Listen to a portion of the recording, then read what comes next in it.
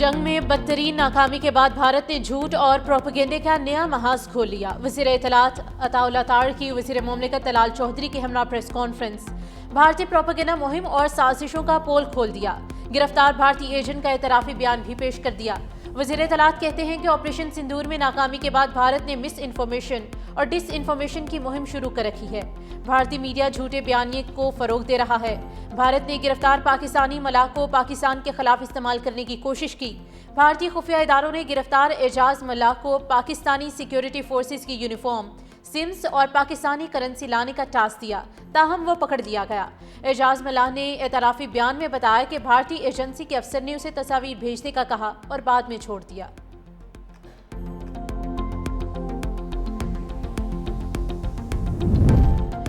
گلگت بلتستان کے 78ویں جشن آزادی کی پروقار تقریب، صدر مملکت آصف علی زرداری کی بطور مہمان خصوصی شرکت، پریڈ کا معائنہ بھی کیا۔ اپنے خطاب میں کہا کہ گلگت بلتستان کے عوام کی بہادری کو ہم کبھی فراموش نہیں کر سکتے۔ جنگ آزادی میں قربانی دینے والے شہداء کو سلام پیش کرتا ہوں۔ گلگت بلتستان کے عوام کو تعلیم اور صحت کی سہولتیں ملنی چاہیے۔ گلگت بلتستان کی اپنی ایئر لائن ہونی چاہیے۔ مقبوضہ کشمیر آج بھی بھارتی تسلط کا شکار ہے۔ عالمی برادری اقوام متحدہ کی قراردادوں کے مطابق مسئلہ کشمیر حل کرائے۔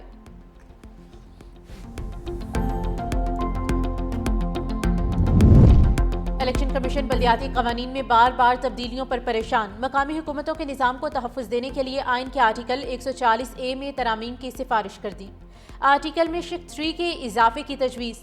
بلدیاتی انتخابات کی مدت ختم ہونے کے بعد 120 روز میں انتخابات کرانا لازم قرار دینے کی ترمیم تجویز۔ لوکل گورنمنٹ ایکٹ میں تبدیلی صرف مدت ختم ہونے سے 1 سال قبل تک ممکن ہوگی۔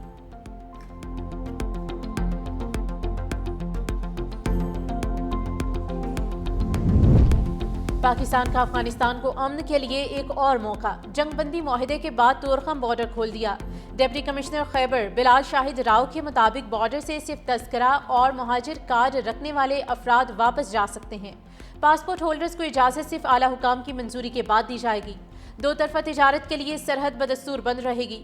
بارڈر کی بندش سے دو طرفہ تجارتی سرگرمیاں بری طرح متاثر، دونوں طرف سامان سے لدی ہزاروں گاڑیاں پھنسی ہوئی ہیں۔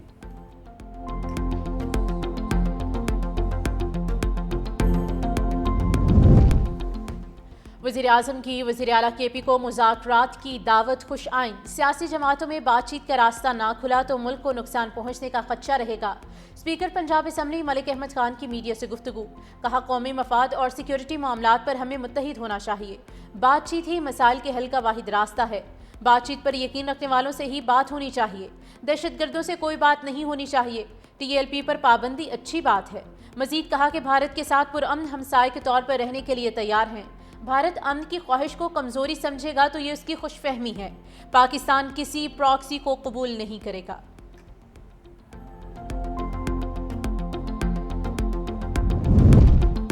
اور خیبر پختونخوا میں قومی امن جرگہ 6 نومبر کو بلائے جانے کا امکان۔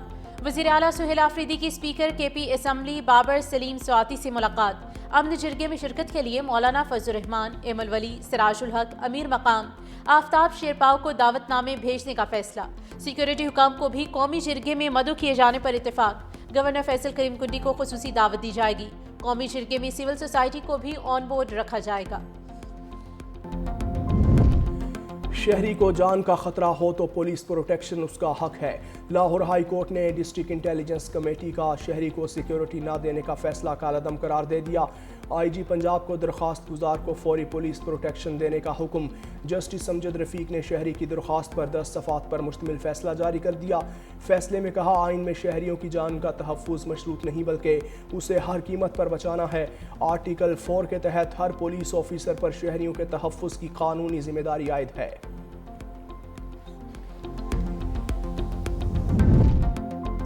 پنجاب میں سرکاری ملازمین کے لیے پینشن کی سہولت ختم۔ صوبائی حکومت نے Punjab regularisation of service act 2018 ختم کر دیا۔ اب سے نئی بھرتیاں بیسک پے اسکیل کی بجائے یکمشت پیکج پر کی جائیں گی۔ نئے قانون کے تحت کوئی بھی کانٹریکٹ ملازم مستقل نہیں ہو سکے گا۔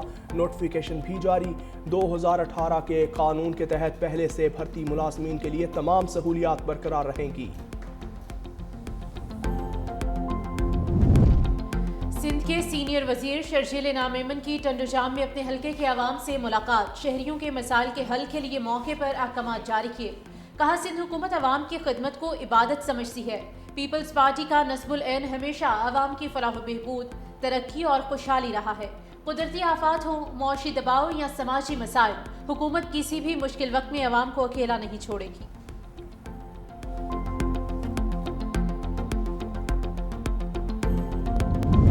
ایف بی آر کو جولائی سے اکتوبر کے دوران 270 ارب روپے کے شارٹ فال کا سامنا، 4109 ارب ہدف کے مقابلے میں 3840 ارب روپے کا ٹیکس جمع۔ ایف بی آر نے اس مدت کے دوران 205 ارب کے ری فنڈز بھی جاری کیے۔ اکتوبر کے دوران 70 ارب روپے کم ٹیکس جمع ہوا۔ دوسری جانب انکم ٹیکس ریٹرن جمع کروانے کی ڈیڈ لائن بھی گزر گئی۔ انکم ٹیکس ریٹرنز جمع کروانے والوں میں 17.6% کا نمایاں اضافہ ریکارڈ۔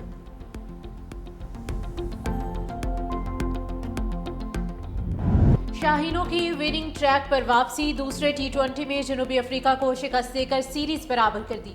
لاہور میں کھیلے گئے میچ میں فہیم اشرف اور سلمان مرزا کی تباہ کن بولنگ، پروٹیز پہلے کھیلتے ہوئے 110 رنز تک محدود، فہیم اشرف کی 4، سلمان مرزا کی 3 وکٹیں۔ قومی ٹیم نے 111 رنز کا ہدف صرف 1 وکٹ پر حاصل کر لیا۔ سام ایوب 71 رنز بنا کر ناقابل شکست رہے۔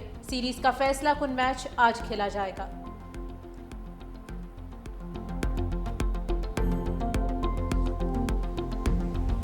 بابر اعظم نے T20 انٹرنیشنل کرکٹ میں نئی تاریخ رقم کر دی۔ بھارتی بلے باز روہت شرما کو پیچھے چھوڑتے ہوئے سب سے زیادہ رنز بنانے والے کھلاڑی بن گئے۔ بابر اعظم نے صرف 123 میچز میں 4234 رنز بنا کر اعزاز اپنے نام کیا۔ بابر اعظم کی ریکارڈ بک میں 3 سینچریاں اور 36 نصف سینچریاں بھی شامل۔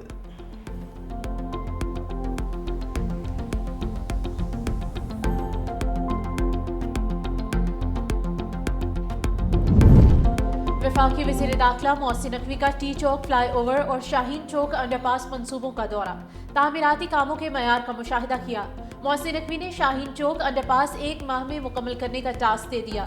کہا تعمیراتی کاموں میں معیار کو ہر صورت یقینی بنایا جائے، معیار اور رفتار پر کوئی سمجھوتہ نہیں ہوگا۔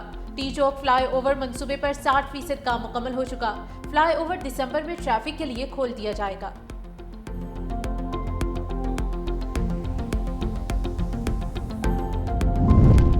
پنجاب بار کونسل اور اسلام آباد ہائی کورٹ بار کے انتخابات کے لیے ووٹنگ جاری۔ پنجاب بار کونسل کے الیکشن میں پروفیشنل اور انڈیپینڈنٹ گروپ کے امیدواروں میں سخت مقابلہ متوقع۔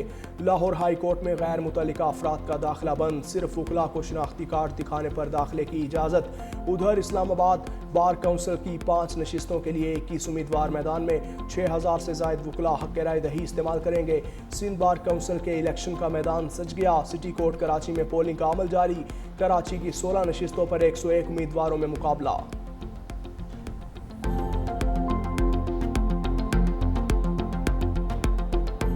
وزیر اعلیٰ پنجاب مریم نواز کا اسموک فری پنجاب کی جانب بڑا قدم، ایک حکومت، ایک ویژن، ایک مشن، صاف فضا کا سفر جاری۔ فضائی آلودگی کی نگرانی کے لیے جدید اسٹیشن متحرک، فعال ٹریفک کنٹرول، پانی کے چھڑکاؤ اور انڈسٹری چیکنگ مہم جاری۔ لاہور کا اوسط AQI 280 پر آ گیا۔ سینئر صوبائی وزیر مریم اورنگزیب نے کہا کہ وزیر اعلیٰ پنجاب مریم نواز کا اسموک سے پاک پنجاب کا ویژن تعبیر پا رہا ہے۔ کلین اینڈ گرین پنجاب صحت مند طرز زندگی کی تبدیلی لانے کی ایک مہم ہے۔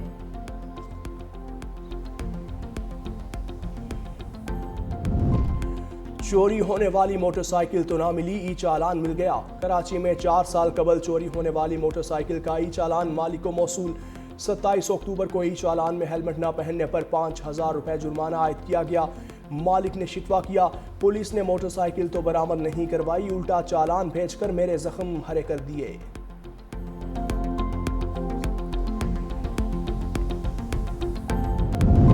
1 نومبر 1984 بھارت کے سکھوں کے لیے سیاہ دن۔ اندرا گاندھی کے قتل کے بعد ہندوستان بھر میں سکھوں کا قتل عام کیا گیا۔ انتہا پسند ہندوؤں نے ہزاروں سکھوں کو موت کے گھاٹ اتارا، سینکڑوں خواتین کی عصمت دری کی گئی۔ دنیا بھر کے عالمی جریدوں نے واقعے کو شرمناک قرار دیا۔ ڈپلومیٹ کے مطابق